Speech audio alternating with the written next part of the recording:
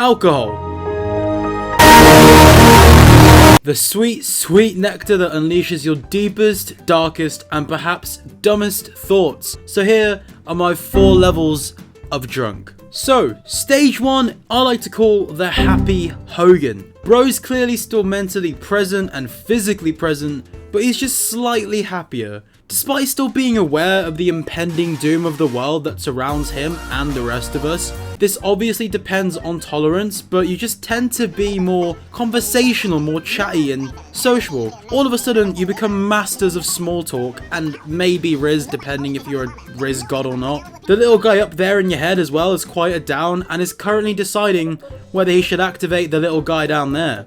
Careful though, because this shit can escalate quickly into any stage after, depending on what you drink next. Level 2, I like to call tipsy. If you move your head, you may feel slightly off balance if you aren't already. Your smile becomes slightly bigger, your confidence rises, and your logic just begins to fade away, unlike the happiness you currently feel when sobering up. Everything from stage 1 intensifies, except for you're more likely to laugh at Joe's whack dad joke, and more susceptible to agreeing or doing stupid shit you just wouldn't usually do. You know, like shooting up heroin or sucking on a toe for a bet, or to prove a point. Hey, screw you bro, I could do what I want. Alright, level 3. It's at this point you're probably in a good, decent spot. After a few more drinks, your vision becomes brighter, your speech may begin to slur, and you might find yourself repeating yourself. Oh, and you just might spill your emotions out to a friend, or to someone on the phone, which you will deeply regret the next morning, because let's face it, that never works out. Shame is a concept that just apparently ceases to exist in your tiny little lizard mind, and you can converse with anyone.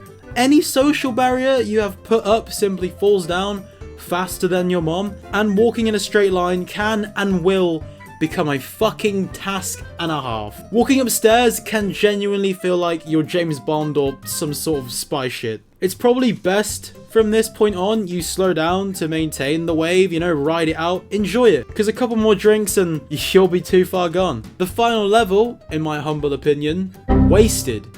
Good God.